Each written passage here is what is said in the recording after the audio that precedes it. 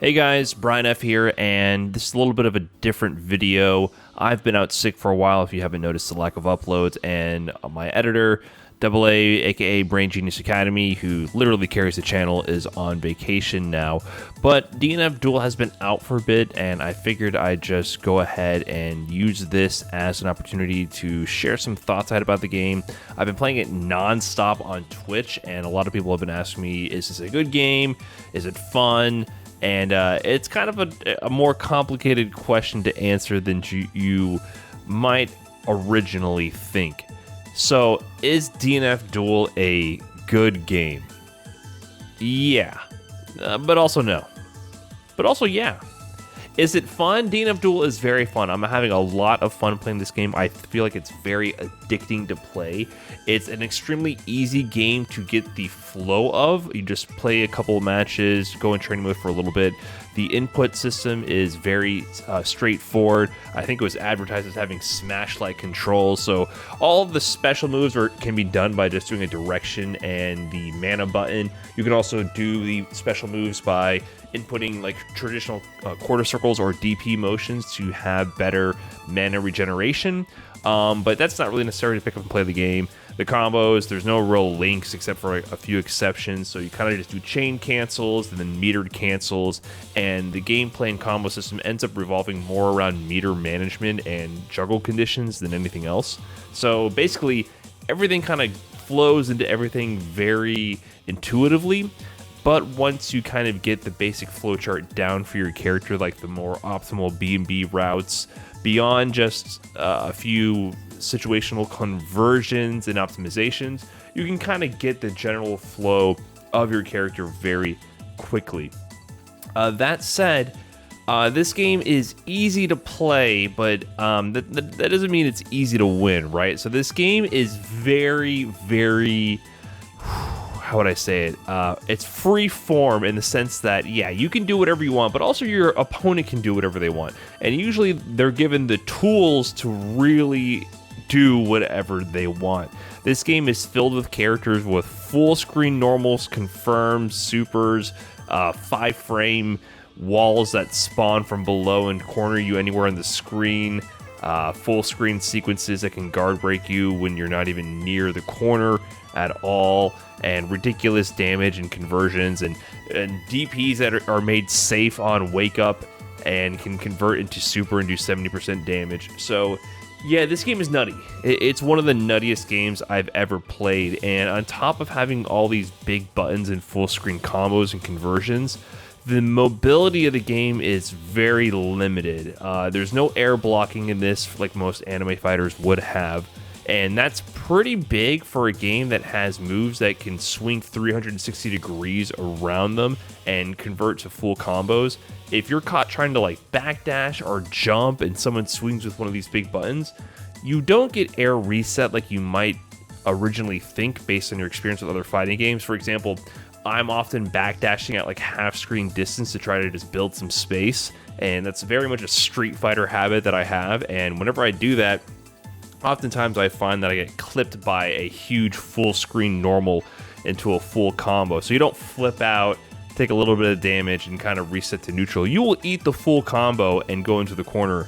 And because of these kind of big normals and the stiff movement, the neutral feels a little strange sometimes. Like sometimes you're both picking your spots to go in because the consequence of being clipped is so severe, but other times you're also just wailing on the opponent, right? So I play Grappler, who's on the extreme end of this kind of spectrum because he has very weak range with his normals compared to the rest of the cast, right? Like Grappler's normals are like Street Fighter normals in a game with characters with, you know, swords and weapons that literally go 3/4 the screen. So I'm often sitting there blocking things out and waiting for my turn. And you know what? That turn may never come. So because these moves go so far and the strings are so oppressive and there's many different ways to extend them, you can end up blocking a lot. Sometimes you don't get to play. You just block full sequences and people cleverly extend their strings and you don't find the gap and you end up getting guard broken because there is a guard meter to discourage you from just sitting there and blocking things out. And you get mollywopped. There's definitely going to be rounds where you don't get to play. you're fiending for that opening to swing the momentum in your favor, and vice versa, right? So there will be times where you just quickly run your flowchart and steamroll through somebody within a matter of seconds. So it can be very swing heavy and very comeback heavy. Like, it's a game designed to have big momentum swings. Everyone has a super they get access to when they have less than 30% life available, and also activates their awakening trait, which vary in terms of strength. Grappler's Awakening actually just reduces the amount of chip damage he takes, which in some ways I would argue is a nerf more than a buff. But on the other end of the spectrum, you have characters like Hitman. Hitman gets an Awakening trait, which allows him to extend his moves, which ends up making his reversal, his invincible reversal move, can be made safe with this Awakening trait move extension. And you can't punish it. You can like roll through the gap and he might be negative, but you can't actually punish his wake up DP anymore once he gets below 30% health. And if it hits, it goes into a full combo. So yeah, there's stuff like that in this game. Wake up, safe, invincible reversals that can lead to like 50% plus damage on hit. So is it a dumb game? Is it a good game? Is it a bad game? Yeah, it's all of those. It's kind of a bad game in some ways. I do not think that this is it's not a balanced game by any means. It's not a solid, fundamentally rewarding competitive fighting game experience. No, but that's not what it sets out to be, which is refreshing in many ways. Like, a lot of people in the community have been praising this game for focusing on fun first, and you know what? Sometimes that's a good thing. Now, would I want every game I play to be like DNF Duel? Hell no. Hell no. This game is nutty. It is not something that I would want to be my primary competitive game ever in a million years. It is kind of masochistic, it's ridiculous, it's over the top. It is a painful game to play through, but also rewarding at the same time. Really fun to pick up and play, but I cannot imagine actually making this a primary competitive game. It's not really meant for that. And that's kind of the beauty of it, right? Like, it's good to have once every like 5 or so major releases to have a game like this, which is kind of like junk food fighting game goodness, right? It's like a bag of chips, it's a pint of ice cream. You might not want to eat too much of it all in one sitting, but it is very fun and addicting. And I have been playing it a ton. Like, I even sat down and streamed for 8 hours straight playing DNF Duel the entire time. So it's a ton of fun, but I wouldn't call this like a competitively driven experience. It's just a really fun game to pick up and play. Now, there are problems with it. I feel like some of the mechanics don't make sense, and there might be a lot of flaws with this game as the game gets solved over time. Things like the white health being used for conversion I find very strange.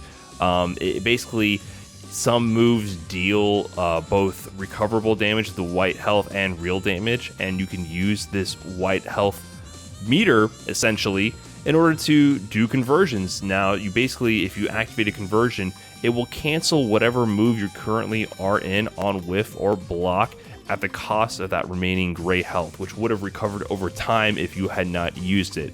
Also, if people have a lot of gray health on their health bar and you hit them with one of your mana moves, it will deplete their gray health, preventing them from recovering that gray health, or conversely spending it to do a conversion. And conversions can be pretty useful because you can do things like get new mix-up opportunities by canceling moves early. For example, Grappler, I can use his back plus S move, which is a launching kick on block, launches him in the air. I can convert that on block to quickly fall back down and get an extra little overhead mix-up. And you can also use it to extend combos and to make things that you whiffed safe in case you whiffed something you didn't mean to, and just convert and block before they punish it. So I think that's a really interesting mechanic, but the problem is the gray health recovers so fast, and there's so many ways to, or so many combo routes that deplete the gray health from the opponent by just simply pressing a button and, you know, landing your mana move, that you don't get to use the conversions as often as you would want to in a real match. I find like most characters don't get to utilize conversion as much as they could, and I feel like this is a really interesting part of the gameplay that gets left behind because it's tied to this gray health mechanic. Sometimes you actually naturally recover your gray health so fast that you don't get to use it. Like, you almost wish you had more gray health, like you were hit harder so that you have more opportunity to use conversion in an actual match. And that's one thing I just find very disappointing about the gameplay. Like, conversion opens up so many opportunities, but it's really limited in when you can use it. But it also adds another element of depth, if you want to argue that the fact that it's a resource dependent mechanic that is also time dependent. It's time sensitive. You have to use it before it regens.